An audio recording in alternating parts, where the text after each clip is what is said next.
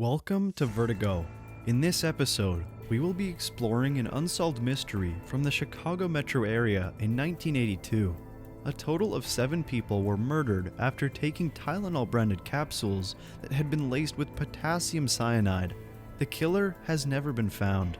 So sit back, turn off the lights, and let's begin.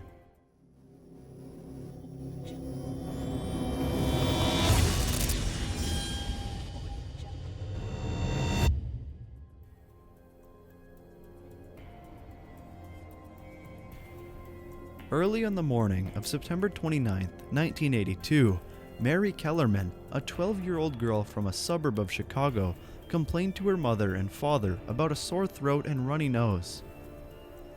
They did what any parent of a young child with cold symptoms would do. They gave her one extra-strength Tylenol capsule. Unbeknownst to Mary and her parents, that capsule was laced with the highly poisonous potassium cyanide, and 30 minutes later, she was dead.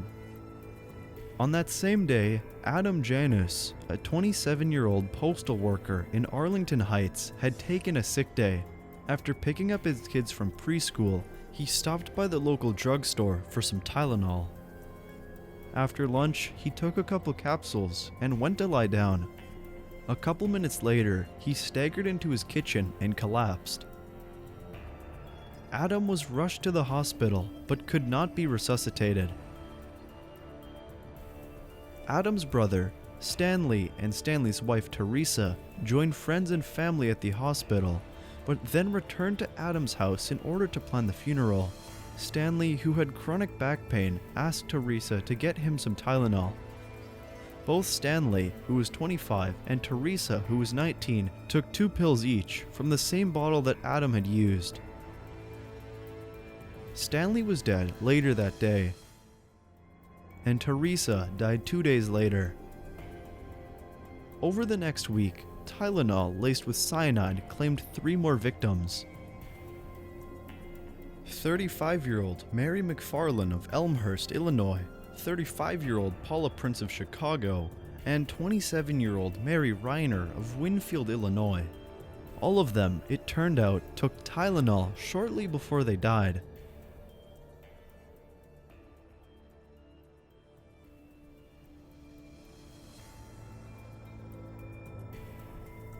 Helen Jensen, a public health nurse for Arlington Heights, was the first to make the connection between the deaths and the Tylenol capsules.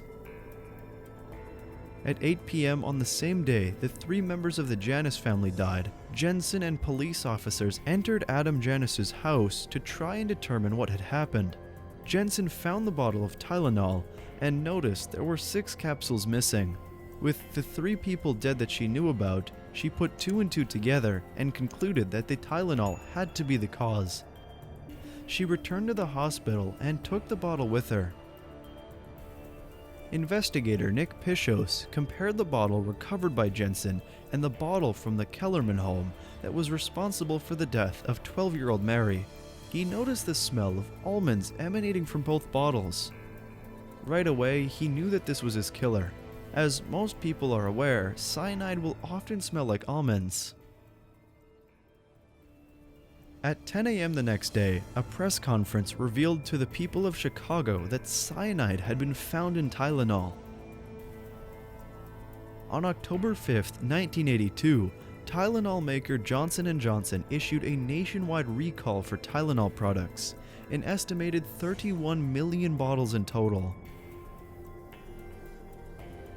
The police eventually ruled out that the sabotage occurred during production, as all of the deaths occurred in the Chicago area. Their theory was that the culprit likely purchased the Tylenol, added cyanide to the capsules, then methodically returned to the stores to place the bottles back on the shelves.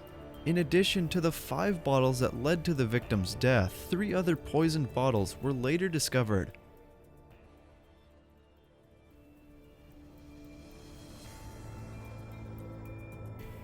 Early on in the investigation, police released this photo which shows Paula Prince purchasing the Tylenol that eventually killed her. The police wanted information from the public on the bearded man in the back of the photo. The man is believed to have been James Lewis, the primary suspect in the case. James Lewis, claiming to be the Tylenol killer, wrote a ransom letter to Johnson & Johnson demanding $1 million in exchange for stopping the poisonings. After a lengthy cat-and-mouse game, police and federal investigators determined that Lewis lived in New York and had no links to the Chicago events. That said, he was charged with extortion and sentenced to 20 years in prison. He was released in 1995 after serving only 13 years. What do you think? Do you think that the bearded man in the photo resembles James Lewis? And if not, who is he, and why were the police so anxious for information on him? Many of the people involved in the investigation during those early days remain convinced that James Lewis was the killer. Two other people, Roger Arnold and Lori Dan, were suspected, but eventually cleared of the killings. On May 19, 2011, the FBI requested DNA samples from the Unabomber Ted Kaczynski in connection to the Tylenol murders. Kaczynski denied having ever possessed potassium cyanide. The first 4 Unabomber crimes happened in Chicago and its suburbs from 1978 to 1980, and Kaczynski's parents had a suburban Chicago home in Lombard, Illinois, in 1982 where he stayed occasionally. However, nothing has ever come from this request. The case remains unsolved, and the killer remains at large to this day.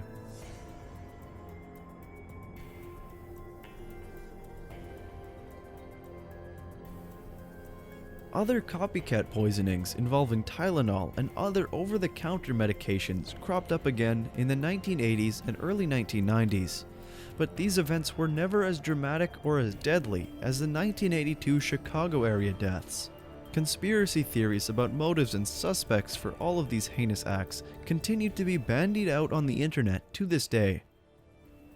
The incident inspired the pharmaceutical, food, and consumer product industries to develop tamper-resistant packaging, such as induction seals and improved quality control methods. Moreover, product tampering was made a federal crime. Additionally, the incident prompted the pharmaceutical industry to move away from capsules. Within the year, the FDA introduced more stringent regulations to avoid product tampering. This led to the eventual replacement of the capsule with the solid caplet, a tablet made in the shape of a capsule as a drug delivery form. Furthermore, they introduced a new tamper-proof packaging, which included foil seals and other features that made it obvious to a consumer if foul play had transpired. Johnson & Johnson received positive coverage for its handling of the crisis. While at the time of the scare, the company's market share collapsed from 35% to 8%, it rebounded in less than a year, a move credited to the company's prompt and aggressive reaction. While the tragic deaths resulting from the cyanide-laced poisonings can never be undone, they did inspire a series of important moves to reduce the chances that this will ever happen again, and to make the medication we all buy today much, much safer.